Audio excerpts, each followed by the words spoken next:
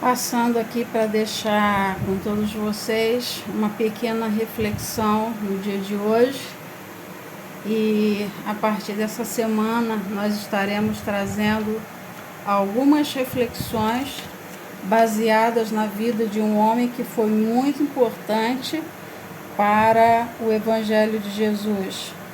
E eu particularmente gosto muito das biografias dele. E também esse homem foi chamado de o príncipe dos pregadores. O nome dele é Charles Spurgeon. E por que eu resolvi falar algumas das reflexões do Charles Spurgeon?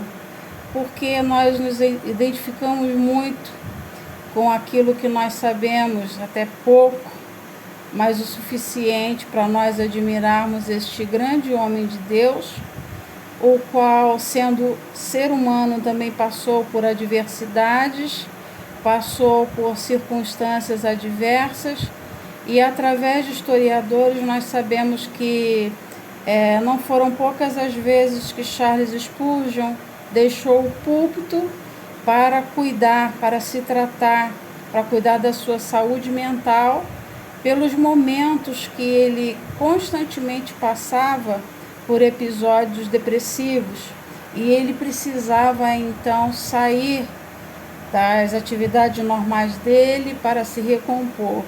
E aí nós vemos a humanidade de um homem que, apesar de ter tido tantos problemas, principalmente emocionais, pôde fazer grandes feitos para o reino de Deus. E é notável que até hoje nós temos textos, biografias, e muitas pessoas se inspiram nele. Eu decidi falar um pouco sobre as reflexões, os diários de comunhão e oração de Charles Spurgeon, porque muitos da nossa geração nunca ouviram falar dos grandes missionários, dos grandes evangelistas que fizeram parte da história da igreja e que influenciam vidas até hoje. Começando a falar um pouquinho sobre a vida do Charles Spurgeon, eu vou dizer para vocês um texto de uma biografia dele, e por causa desse trecho da biografia é que eu tanto me identifico com ele, que amava também a natureza. E diz assim: imagine a cena, é outubro, outono na bela Londres. Árvores exibem um belíssimo matiz de cores. Antes que suas folhas caiam completamente, anunciando a iminência do inverno, a pequena sala está iluminada pelos raios solares que entram pela janela à frente da escrivaninha. O jovem pastor, que observava o horizonte em seus tons alaranjados e avermelhados no crepúsculo, volta sua atenção ao movimento das ruas. Do outro lado da calçada, um sapateiro esmera-se em devolver seu mais novo modelo de calçado. Alguns casais passeiam de mãos dadas, e as crianças que brincam alegremente param, vez ou outra, para tomar água nos bebedouros de rua. De repente, uma senhora, demonstrando desespero, dirige-se rapidamente ao telégrafo para enviar uma mensagem urgente, enquanto cavalos puxam uma carroça que traz a madeira cortada pelo hábil lenhador que a dirige. Esse cenário enche a mente de Spurgeon, que subitamente toma sua pena, a imerge no tinteiro e começa a registrar aquilo que o Espírito Santo inspira a escrever. São as primeiras palavras de um dos devocionais mais amados da história da igreja. Eu acho muito interessante essa narração aqui, porque Spurgeon viveu num tempo onde não existia a tecnologia que nós temos acesso. Mas eu posso dizer, sem medo de errar, que se Spurgeon tivesse acesso ao celular como nós temos hoje, com certeza ele pegaria o celular e começaria a gravar aquilo que o Espírito Santo estava falando com ele através da observação dos fatos cotidianos. E aqui nós vemos uma sociedade em que ele vivia totalmente parecido com um ambiente de roça, os cavalos, né, circulando, as crianças correndo, brincando, num período bem remoto. Então, essa é a nossa identificação, porque Spurgeon, em várias de suas reflexões no manual diário de devoção que ele deixou para nós escrito, ele menciona alguma dessas experiências da vivência dele no dia a dia, do observar a natureza, do observar os pássaros. E mais uma vez eu digo para vocês, é impossível a gente não olhar para as árvores, para os pássaros, para a natureza criada pelo Deus Todo-Poderoso. É impossível a gente ficar admirando sem declarar e sem reconhecer a grandeza de Deus, ou sem pelo menos tirar algumas lições para si mesmos. E é por isso que às vezes a gente pega o celular para gravar algumas reflexões da caminhada. O texto que você tem em mãos é produto das experiências deste grande homem de Deus que viveu no século XIX, lá em 1800 e pouco. Sua caminhada com o Senhor foi marcada pelo grande sucesso ministerial e também pela luta contra doenças graves desde a juventude. Se a gente olha para a palavra de Deus, nós veremos vários homens que foram tremendamente usados pelo Senhor, o Todo-Poderoso, mesmo tendo uma dificuldade física, mesmo tendo um problema de saúde. E isso é assim já há milhões de anos, há muitos anos atrás é desse jeito. Os servos de Deus, os profetas do passado, passaram por enfermidades, passaram por lutas constantes na sua própria carne. E aqui fala que Spurgeon também passou por isso, por doenças graves desde a juventude.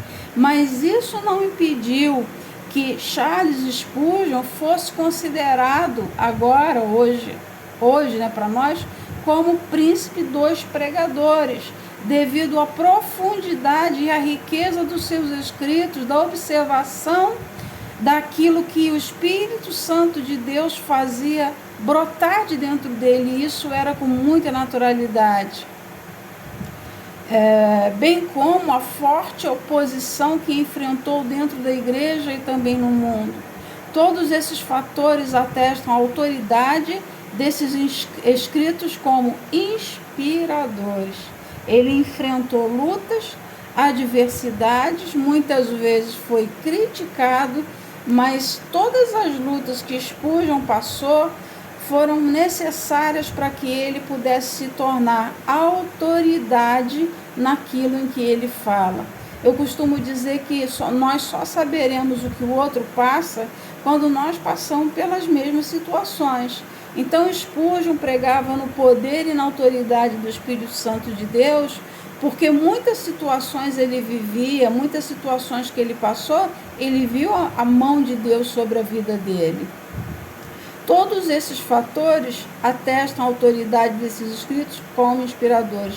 Ao decidirmos fazer uma versão desta obra clássica de literatura cristã em português, tivemos que tomar algumas decisões para que sua mensagem tivesse o mesmo efeito em nosso leitor do que o que tem exercido sobre os leitores da língua inglesa.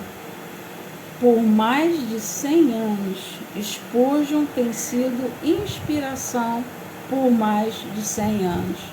Você lerá sobre cavalos, colchões de pena, iluminação por velas, lampiões e candeeiros e estações do ano em épocas diferentes das nossas.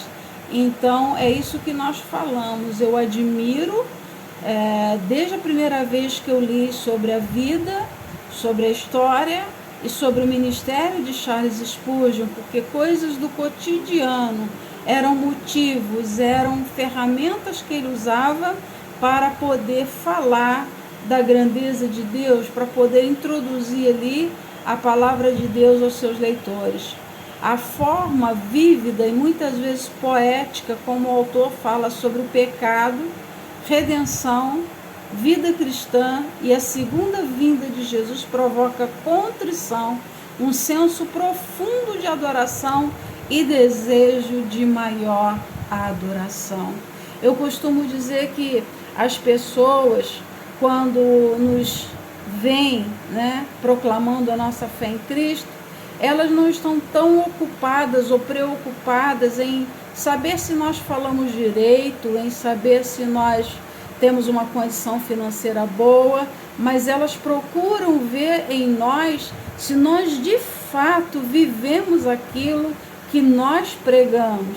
E é por isso que mais uma vez eu torno a falar, Spurgeon foi inspiração de adoração, de devoção, de contrição. E tudo que nós falarmos, tudo que nós fizermos, tudo que nós passarmos, se não for para que o nome de Jesus seja glorificado, não vale a pena.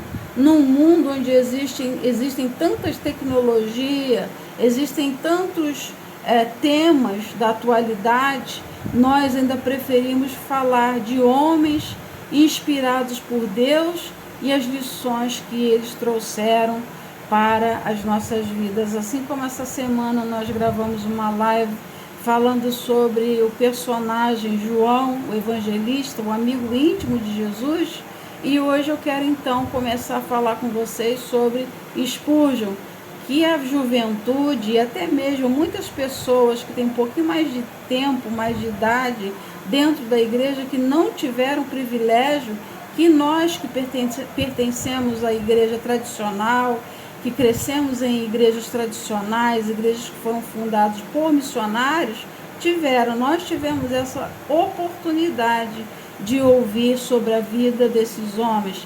Eu, quando adolescente, eu pedia muitos livros emprestados ao meu pastor, porque nós não tínhamos condições financeiras para comprar.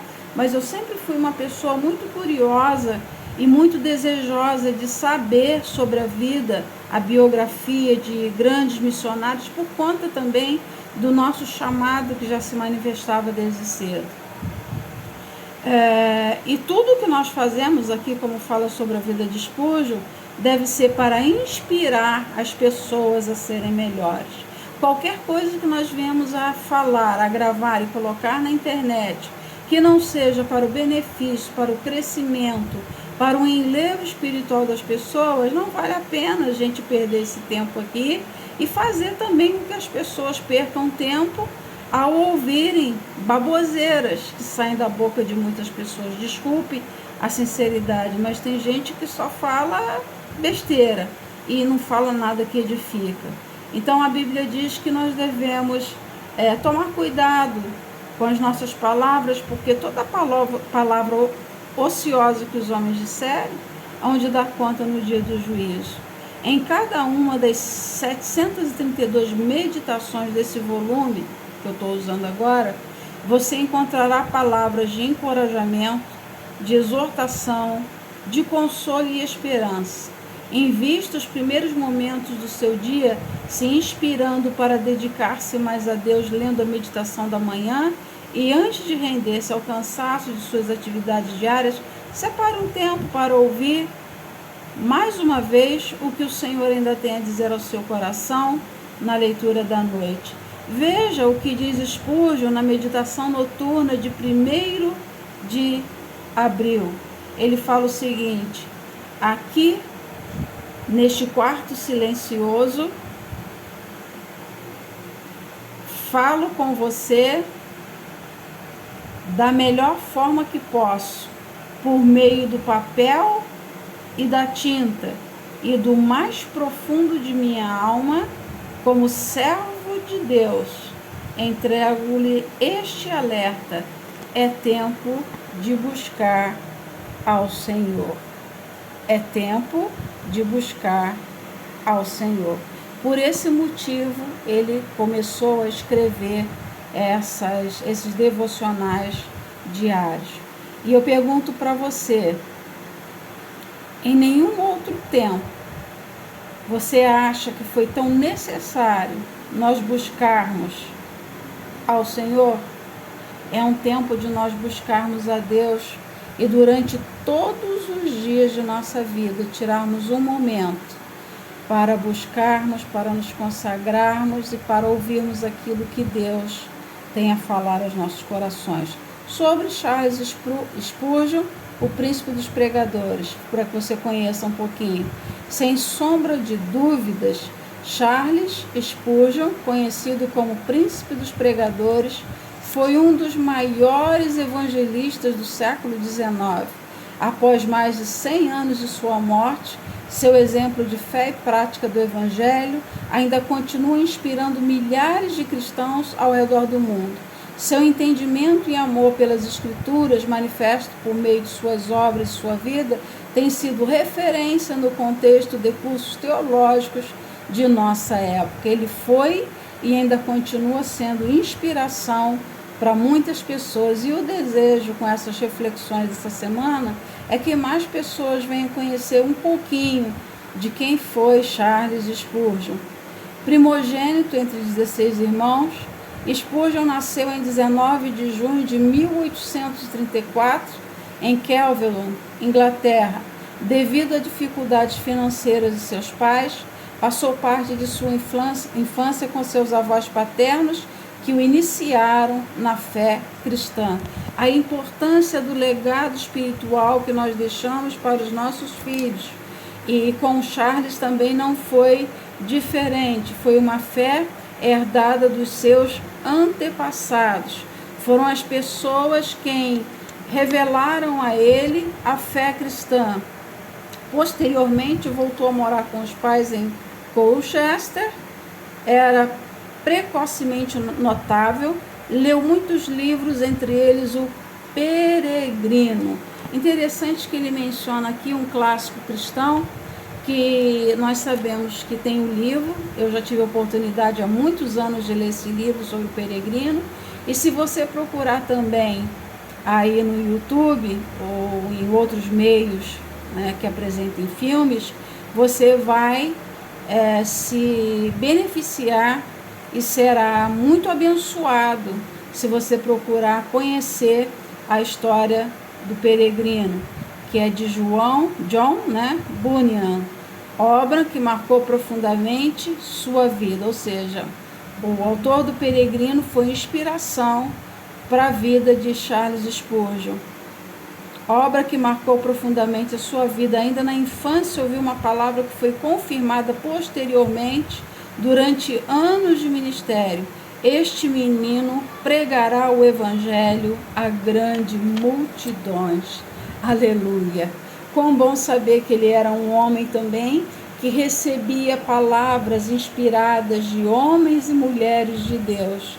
E já havia sido determinado que aquela criança, aquele menino, seria um grande pregador que pregaria o evangelho a multidões. Talvez hoje muitas pessoas olhem para você e não deem nada, mas só Deus sabe os planos que Ele tem para a sua e para a minha vida, porque Deus sempre deseja coisas grandes e coisas maravilhosas a nosso respeito. Spurgeon buscava um relacionamento genuíno com Cristo, por isso dos 14 aos 16 anos passou por uma crise a respeito de sua salvação. E nós sabemos que isso é normal, porque no período da adolescência começam muitos questionamentos dentro de nós. Eu passei por isso, e foi nessa fase da minha vida em que eu me dediquei à leitura da Bíblia de Gênesis e Apocalipse, porque eu tinha uma sede, uma curiosidade por saber se aquilo que eu ouvia era de fato a verdade, se tinha realmente sentido, se tinha base na palavra de Deus. E nesse sentido eu te falo que nós devemos ser como os crentes de Bereia, os quais a Bíblia diz lá no livro de Atos, que enquanto Paulo pregava, eles examinavam nas Escrituras dia a dia para ver se realmente era daquela forma que Paulo estava falando. Nós precisamos ser questionadores, nós precisamos ser curiosos com relação à palavra de Deus. E se nós tivermos essa curiosidade, nada e ninguém poderá nos enganar. A convicção de pecado perturbava a sua alma E 6 meses ele visitou igrejas, orou e lutou contra a condenação que sentia. Certo dia, devido a uma nevasca, deteve-se em uma congregação, onde ouviu um simples sapateiro levantar-se e ler: olhai para mim e sede salvos. Está escrito em Isaías 45, 22. O pregador repetia a mensagem e dizia: olhai para mim e não para vocês mesmos. Olhai para mim, pendurado na cruz. Olhai para mim, morto e sepultado. Em seguida, fixando os olhos em Spurgeon, disse: moço, olhe para Jesus, olhe agora. Spurgeon olhou para Jesus com fé e arrependimento e foi salvo.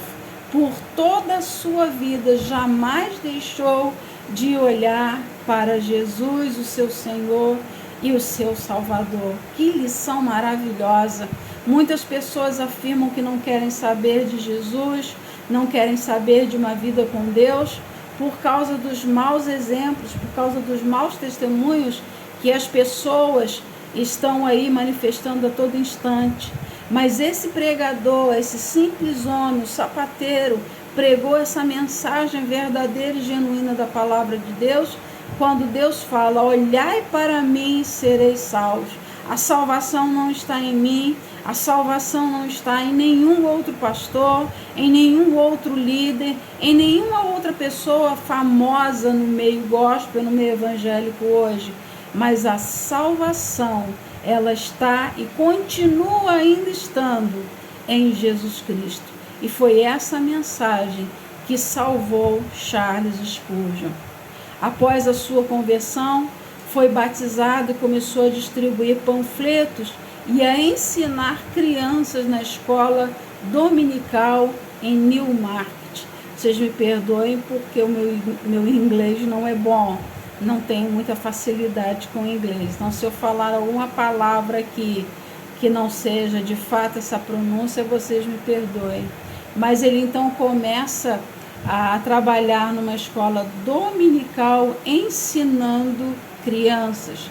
Todo líder, todo servo de Deus, todo pastor que entende a importância das crianças, a importância de se pregar o evangelho quando eles ainda são pequenos, esses homens são bem-sucedidos no seu chamado e no seu ministério. Aos 16 anos, pregou seu primeiro sermão em Teversham e aos 18 recebeu a incumbência de pastorear uma pequena congregação na cidade de Alter Beach. Aos 20 anos já havia pregado mais de 600 mensagens e fora convidado a pastorear a igreja de New Park Street, na região metropolitana de Londres.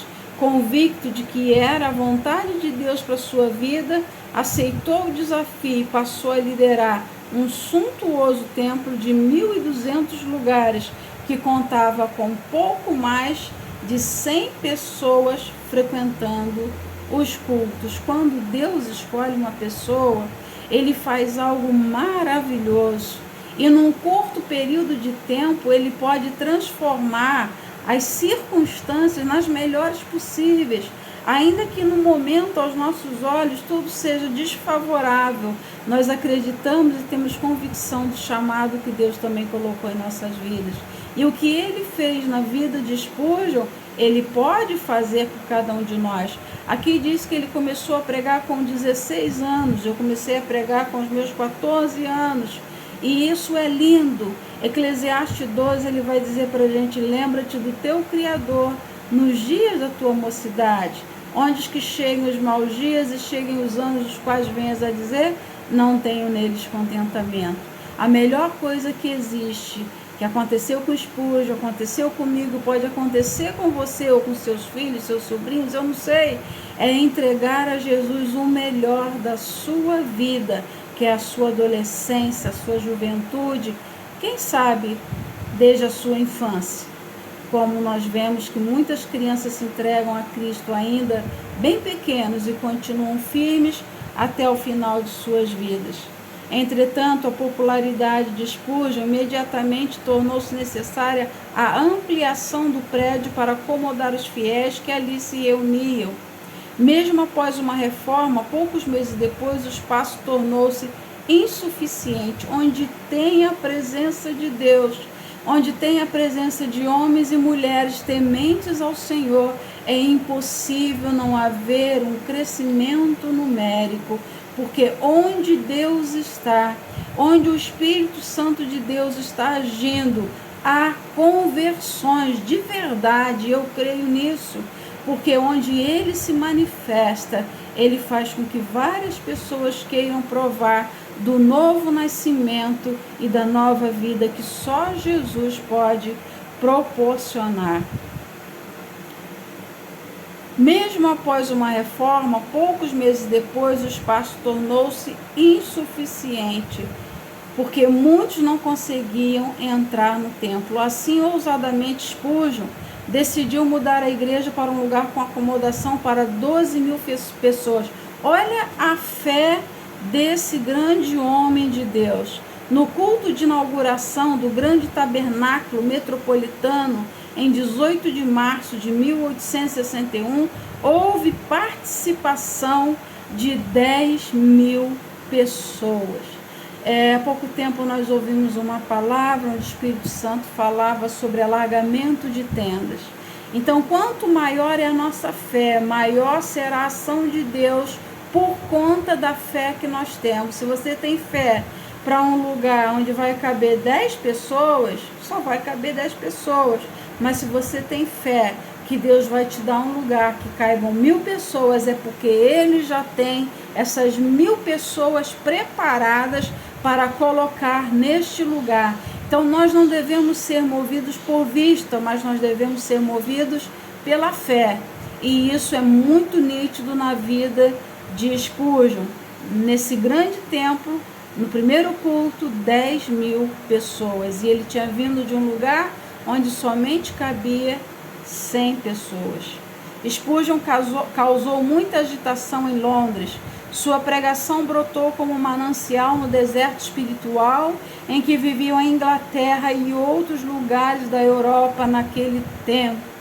E o Espírito Santo já falou em nosso coração outras vezes como é urgente, como é necessário reevangelizar a Europa, que foi berço de tantos homens, de tantos pregadores, berço de tantos evangelistas, de tantos missionários.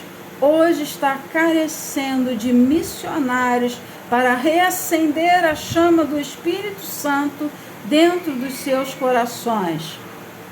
Muitos foram os que beberam dessa fonte aberta por meio da palavra da verdade, e isso causou desconforto a outros religiosos. Impossível não despertar inveja na vida daqueles que não fazem o que você faz, porque você tem uma unção, um chamado específico para Deus. A unção de uma pessoa não é a mesma que está sobre a vida de outra. E sobre a vida de Charles Spurgeon havia uma unção de evangelista. Os 5 dons ministeriais. Ele era um evangelista e era impossível que ele não alcançasse multidões, porque não era ele, era o Espírito Santo agindo através dele, era o Espírito Santo falando através da vida dele. E alguns o criticavam pelo seu estilo de pregação, enquanto outros o elogiavam. Alguns chegaram a publicar em jornais que duvidavam da conversão de Spurgeon. Veja bem, com tantos frutos, as pessoas ainda duvidavam que aquele homem era de fato um homem convertido ao Evangelho de Jesus. Porém, mesmo com toda a oposição, o fluxo de pessoas para ouvi-lo era tanto que em certos períodos chegou-se a citar que desde os tempos de George Whitefield e John Wesley, Londres não era tão agitada por um avivalista. O desejo do nosso coração e o desejo do coração de Deus é que nesses últimos tempos da igreja aqui na terra possam emergir, possam surgir grandes pregadores e grandes avivalistas, não pessoas que levem técnicas humanas para dentro das igrejas, mas que levem a palavra da verdade, porque a palavra da verdade por si só é suficiente para transformar multidões. Em pouco tempo ele se tornou uma figura célebre ao redor do mundo e foi reconhecido como uma das mentes mais brilhantes de sua época. Era convidado para ensinar em vários países, pregando em média de 8 a 12 mensagens por semana. O maior auditório no qual pregou foi no Crystal Palace, Londres, em 7 de outubro de 1857. Aproximadamente 23.650 pessoas se reuniram naquela noite para ouvi-lo. Certa vez, por causa de grandes multidões que se ajuntavam para vê-lo pregar, teve que rogar àqueles que tivessem ouvido a palavra nos últimos 3 meses que não comparecessem mais, para darem oportunidade a irmãos que ainda não o tivessem ouvido. Era necessário que as pessoas parassem de frequentar os seus cultos, as suas reuniões, as suas palestras, porque eles iam repetidas vezes para ouvir, dava prazer de ouvir aquele homem. E ele chegou a ter que pedir isso para poder dar oportunidade para quem nunca tinha tido a oportunidade de ouvi-lo pregar. Uma das características que chama a atenção na vida de Spurgeon é a sua disponibilidade em servir ao Senhor de todo o coração, mesmo em meio à adversidade. Quando a gente fala dos problemas que a gente passa, quando nós falamos, dos transtornos que nós vivemos, das fragilidades no nosso corpo, muitas pessoas acham que por isso nós seremos incapazes de fazer aquilo que Deus colocou em nossas mãos. Pelo exemplo aqui desse grande homem, nós podemos ter certeza que isso não impede a vontade de Deus, o querer de Deus, o plano de Deus para as nossas vidas. Ele foi um pregador excepcional e em todas as coisas provou ser um homem dirigido pelo Espírito Santo. Tinha capacidade de expor as Escrituras de maneira simples, clara e compreensiva. Estudava a palavra e em seguida comunicava com fluência e eficácia. Paro aqui para falar sobre algo que nós aprendemos quando aos 14, 15 anos tivemos oportunidade, num bairro muito simples da cidade de Petrópolis, de poder aprender teologia. Foi um seminário interno de 1 ano mais ou menos, um seminário básico em teologia, e nós aprendemos não só a teologia, mas a hermenêutica também, porque o pastor precisava preparar outras pessoas que pudessem ajudar na obra daquela pequena congregação ali no bairro do Alto Independência. Foi onde pela primeira vez eu tive contato com o estudo da teologia, e ele ensinou algo que eu vejo aqui, quando esse texto fala sobre a simplicidade de Spurgeon. Isso foi ensinado pelo nosso pastor, e ele falou o seguinte: quando vocês estiverem preparando seus sermões, foi na aula de hermenêutica, arte de falar em público, quando vocês estiverem falando, pregando, entregando uma mensagem da parte de Deus, vocês procurem falar para ovelhas. E se as girafas quiserem ouvir, que elas abaixem a cabeça. E eu trago isso durante toda a minha trajetória cristã, porque se a gente falar numa linguagem difícil, as pessoas mais simples não vão entender. Mas se nós pregarmos numa linguagem simples, até as pessoas com uma capacidade intelectual elevada vai conseguir entender a pregação do Evangelho de Jesus. Não pode acontecer o contrário, a gente falar palavras muito eloquentes, palavras difíceis, uma gramática rebuscada, e as pessoas mais simples se perguntarem o que quer dizer isso e saírem dali sem serem edificadas. Paulo também ensinou sobre isso, que ele preferia falar poucas palavras de forma que uma grande maioria ouvisse, do que falar muitas palavras em outras línguas que ninguém entendesse coisa alguma. E Spurgeon, ele tinha esse cuidado. A oração também foi uma prática contínua ao longo de sua vida. Spurgeon disse certa vez à sua congregação: que Deus me ajude se deixarem de orar por mim, que me avisem, porque naquele dia terei de parar de pregar. Spurgeon sabia que a sua pregação não teria eficácia, a sua pregação não teria frutos, não traria resultados, a sua pregação não geraria conversões genuínas de pessoas se não fosse sustentado por meio da oração, pois é pela oração que nós temos a inspiração do Espírito Santo de Deus. É pela oração que o que sai da nossa boca encontra um alvo e faz aquilo que lhe apraz. Se nós não dedicarmos tempo à nossa vida com Deus, consagração a Deus, busca da presença de Deus, da direção de Deus, nós podemos ser os melhores pregadores do mundo, mas nós não teremos resultado. E Spurgeon deixou isso bem claro ao falar isso para a sua igreja: quando vocês pararem de orar por mim, vocês me avisem, porque eu não vou pregar mais.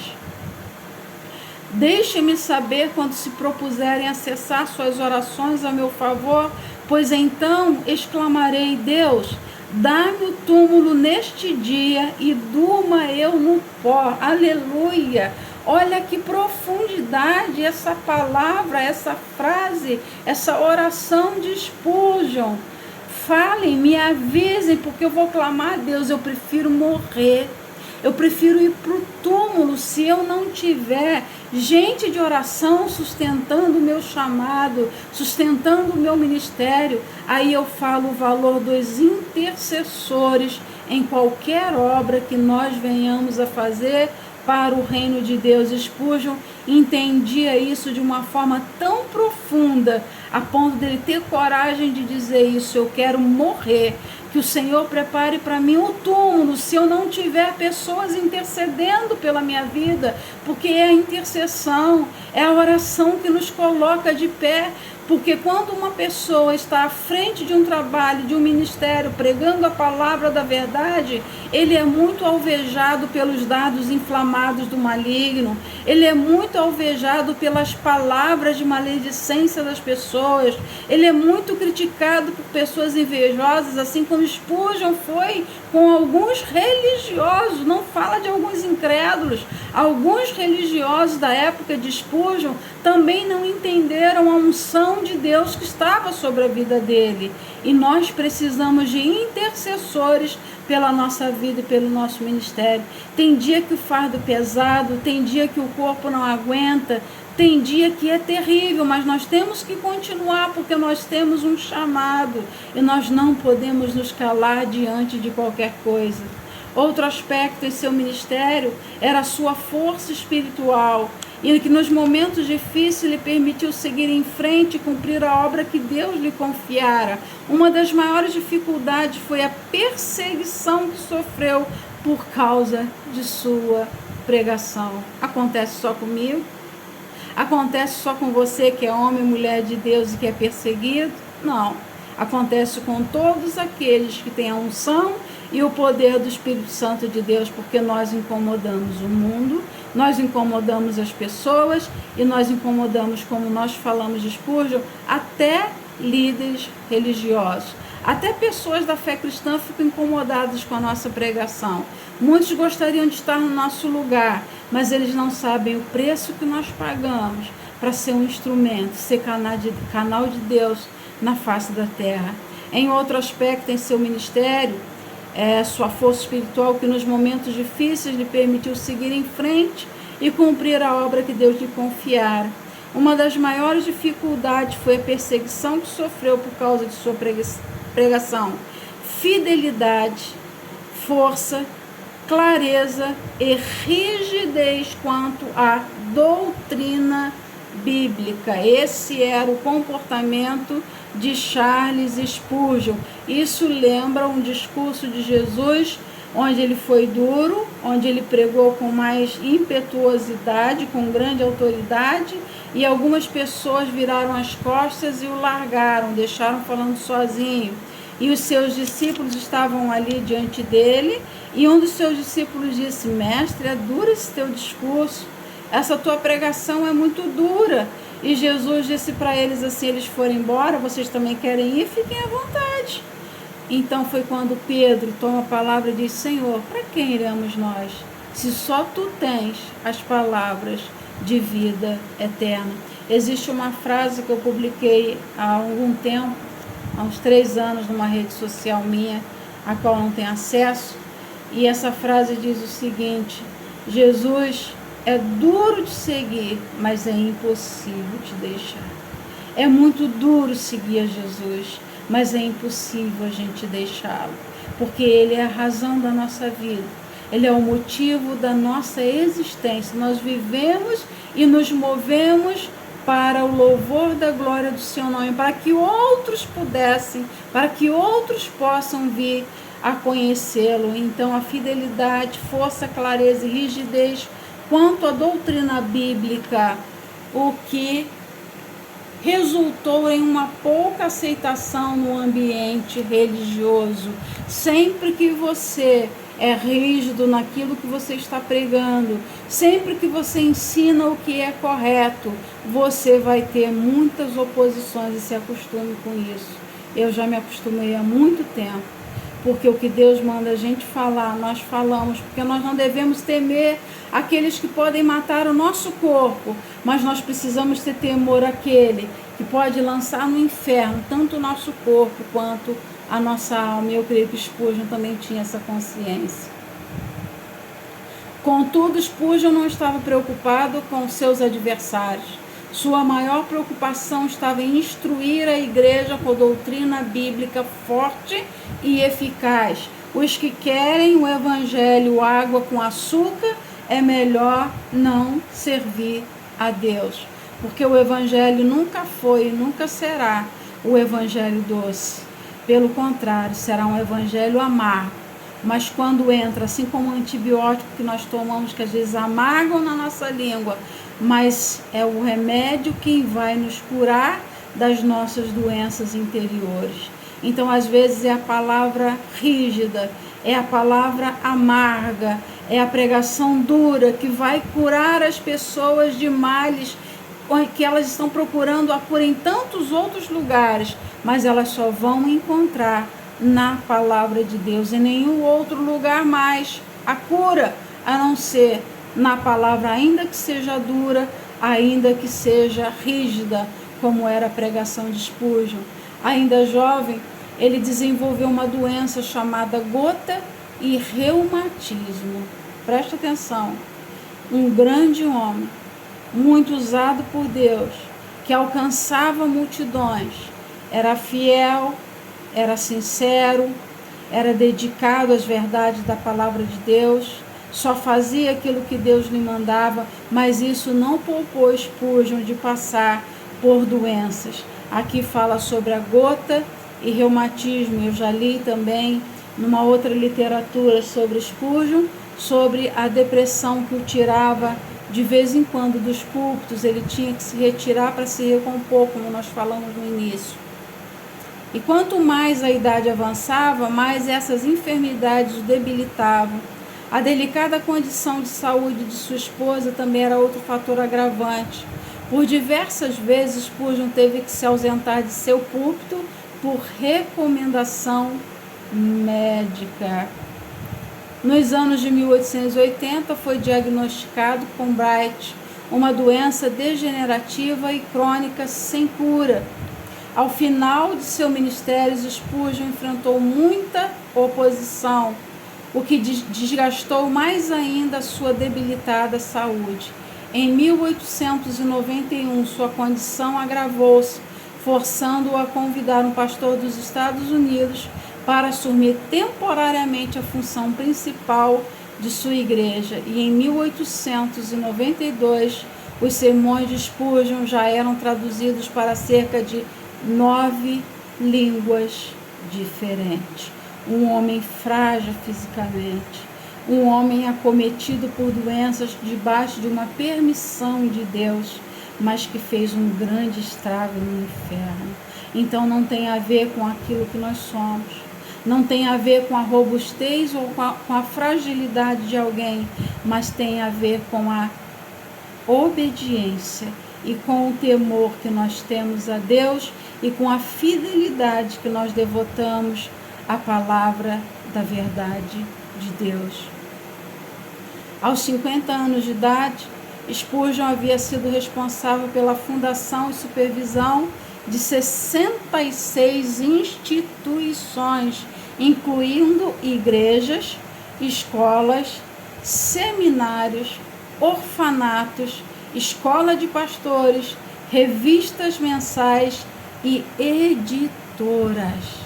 Um simples homem nas mãos de um Deus todo-poderoso é capaz de fazer grandes feitos para a humanidade, em favor das pessoas e para que o nome do Senhor seja engrandecido e exaltado. Olha quantas instituições ele criou, ele fundou. Um homem que era acometido por várias enfermidades, mas ele sabia que a força dele, a fé dele e a coragem dele não estavam no seu corpo, não estavam dentro dele, mas estavam naquele que habitava no seu corpo. Então, aquele que habita em nós, ele é poderoso para fazer infinitamente mais, além daquilo que pedimos ou pensamos, segundo o seu poder que em nós opera. Ele pastoreava uma igreja de milhares de pessoas, respondia uma média de 500 cartas semanalmente, lia 6 livros teológicos por semana, e isso, dizia ele, representava apenas metade de suas tarefas. Era um homem que trabalhava, ele não ficava à toa, ele não ficava parado.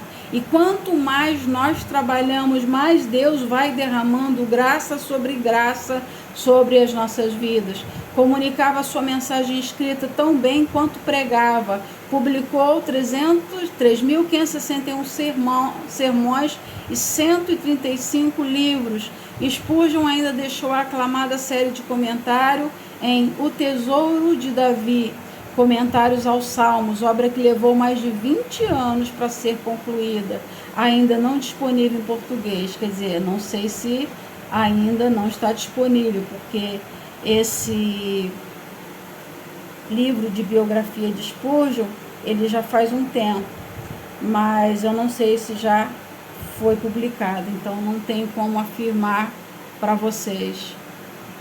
Até o último dia de pastorado, havia batizado cerca de 14.692 pessoas e preparado centenas de jovens para o ministério. Foi casado com Susana Thompson, seu amor e inspiração, e teve 2 filhos, os gêmeos não idênticos, Thomas e Charles. Em 7 de junho de 1891, ensinou pela última vez. Suas últimas palavras no leito de morte foram dirigidas à sua esposa.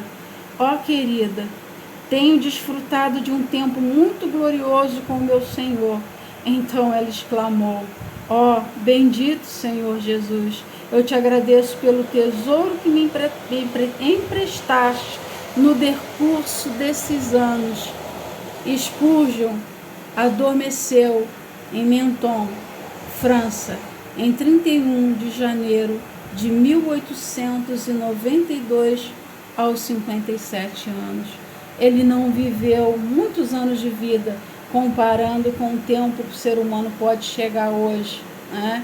A medicina proporciona isso, os cuidados proporcionam, mas em seus 57 anos de vida, ele deixou um legado simplesmente fantástico e maravilhoso, não só para as pessoas do seu tempo, como fala até hoje, no ano em que nós estamos vivendo, o quanto os escritos dele podem edificar a nossa vida. E o interessante, as palavras de sua esposa, quando ela ali no momento de dor, no momento da passagem de Spurgeon, ela diz: bendito Senhor que me emprestou esse marido por esses anos que eu tive a oportunidade de conviver com ele. Uma mulher temente a Deus, um homem temente a Deus também sabe disso, que nós não somos dono de ninguém. Nós não somos dono do nosso esposo, O esposo não é dono da esposa, mas nós temos um dono. Marido e mulher têm um dono, que é o Senhor Deus Todo-Poderoso. Jesus é o dono e Jesus deve ser o alvo da nossa paixão. Jesus deve ser o nosso amor maior. E quando um casal consegue encontrar este ponto de equilíbrio, esse ponto de igualdade, como Spurgeon e a sua esposa encontraram, Susana, com certeza o ministério desse casal, dessa família, será próspero e será abençoado em todos os sentidos para abençoar o reino de Deus. Nós precisamos ter essa convicção que os nossos filhos, esposa e marido estão conosco pelo tempo determinado por Deus, enquanto eles forem bênçãos para nós e enquanto nós formos bênçãos na vida deles. Porque a partir do momento que marido ou mulher, filhos ou qualquer outra pessoa passa a ser um tropeço, passa a ser um empecilho para que Deus cumpra na nossa vida aquele que Ele projetou a nosso respeito, Deus tira com certeza, porque nada e ninguém pode impedir os planos e propósitos de Deus para a vida individualmente de cada pessoa. Seu corpo foi transformado para a Inglaterra na ocasião de seu funeral, em 11 de fevereiro de 1892. Muitos cortejos e cultos foram organizados em Londres. 6.000 pessoas assistiram ao culto memorial. Em seu caixão, uma Bíblia estava aberta no texto de sua conversão. Olhai para mim e sede salvos. Isaías 45, 22. Olhai para mim e sede salvos. Que Deus faça da nossa vida um pouquinho, se Ele fizer um pouquinho daquilo que Ele fez com a vida desse homem fragilizado fisicamente, mas um homem fortalecido no poder do Espírito Santo de Deus. Se Deus fizer isso, nós fecharemos os nossos olhos na face da terra, muito satisfeitos também com esse Senhor que nós servimos e que usou Spurgeon para a salvação de tantas almas que estavam perdidas. E ali, em seu simples túmulo, estavam gravadas as palavras: aqui jaz o corpo de Charles Haddon Spurgeon, esperando o aparecimento do seu Senhor e do seu Salvador, Jesus Cristo. Que nós possamos viver de tal forma que, ao passarmos daqui para a eternidade, tenhamos a convicção e a certeza de termos cumprido tudo aquilo que Deus tinha preparado para nós, ainda que isto signifique enfrentar perseguições, ainda que isso signifique ter muitas oposições. Nós não podemos parar por causa de nada disso. E Spurgeon foi bem sucedido porque ele tão somente olhou para Jesus. E eu termino aqui esse breve resumo sobre a vida de Charles, dizendo que nós devemos olhar para Jesus, o autor e consumador da nossa fé. E olhando para Jesus, nada e ninguém vai nos desviar daquilo que Ele tem preparado para cada um de nós. Olhai para mim e sede salvos. Não olhe para a minha pessoa, não olhe para os líderes, não olhe para os cristãos. Olhe somente para o Senhor, porque é de lá, é do alto, é do Senhor que vem a salvação para mim, para você e para todos aqueles que se aproximam de Jesus com sua alma aflita, com sua alma angustiada, com sua alma que já perdeu o prazer de estar vivendo. E somente Jesus, somente olhando para Jesus e o olhar de Jesus para nós, Ele é capaz de transformar aquilo que estava morto em vida. Quando nós olhamos para Ele, Ele olha para nós e Ele transforma aqueles cômodos mais sombrios da nossa vida e gera a vida em abundância, prometida para todos aqueles que creem nele. Que o Senhor possa abençoar a sua vida, possa abençoar a vida de todos aqueles que ouvirão essa reflexão. E deixo aqui o nosso compromisso de, durante esses dias, nós estarmos trazendo sempre uma devoção escrito pelo príncipe dos pregadores, Charles Spurgeon. Que Deus te abençoe e que você seja inspirado, assim como eu tenho sido, como eu já fui muitas vezes e decidi compartilhar com vocês isso que me fez tão bem, isso que traz alegria, que enche a minha alma, quando nós sabemos que nós passamos por lutas, sim, mas se nós olharmos para Jesus, o Senhor trará o socorro, a salvação, o renovo e a força que nós precisamos para continuar nessa caminhada, que não é fácil, mas vai valer a pena. Vai valer a pena. Que o Senhor te abençoe. Amém.